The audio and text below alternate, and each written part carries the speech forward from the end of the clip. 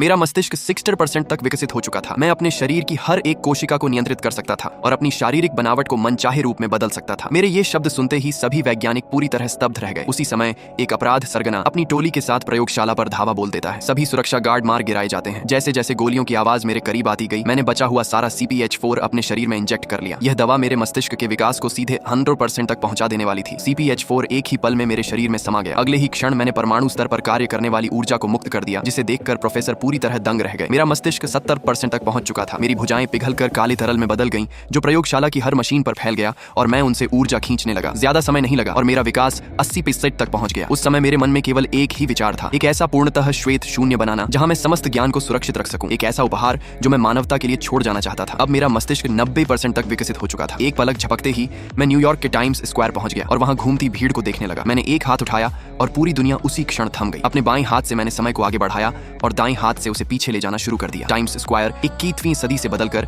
सीधे औद्योगिक युग में पहुंच गया। उसी क्षण मुझे एहसास हुआ कि अब पृथ्वी की पूरी समय रेखा मेरे नियंत्रण में है। मैं आदिम जनजातियों के युग में पहुंचा। प्राचीन मनुष्य मुझे अविश्वास से देख रहे थे। फिर मैं एक और युग में पहुंचा, डायनासोरों का युग। एक विशाल डायनासोर अपना जबड़ा फैलाकर मेरी ओर झपटा, लेकिन उसके हमला करने से पहले ही मैं गायब हो गया। मैं समय में और पीछे चला गया, उस युग में जहां सबसे पहला आदिम वानर मौजूद था। वह मुझे गहरी जिज्ञासा से देख रहा था। मैंने उसकी ओर अपनी एक उंगली बढ़ाई। कुछ क्षण की झिझक के बाद उसने भी अपनी उंगली मेरी ओर बढ़ा दी। जैसे ही हमारी उंगलियां एक दूसरे को छुईं, मैंने पृथ्वी छोड़ दी और अनंत ब्रह्मांड में बहता चला गया। समय लगातार पीछे की ओर बहता रहा। मैंने पृथ्वी का पहला सूर्योदय देखा। मेरे नीचे पृथ्वी तेजी से घूम रही थी और एक के बाद एक महाविनाशकारी आपदाओं का सामना कर रही थी। मेरा मस्तिष्क 99% तक पहुंच चुका था। आकाश गंगाएं मेरे चारों ओर घूम रही थी। मेरा अस्तित्व सभी आयामों से परे जा चुका था। मेरी कोशिकाएं तेजी से एक दूसरे में विलीन होने लगी और एक गाढ़ा काला तरल मेरे पूरे शरीर को ढकने लगा। उसी समय वह अपराध सरगना मेरा पीछा करते हुए वहां तक पहुंच गया और उसने अपनी बंदूक का ट्रिगर दबा दिया। लेकिन ठीक उसी क्षण मेरा मस्तिष्क पूर्ण 100% तक पहुंच गया और मैं मर गया। उसी निर्णायक पल में पुलिस अधिकारी वहां पहुंच गए और उन्होंने उस अपराध सरगना को गोली मार दी। मैंने अपने चारों ओर फैले काले तरल को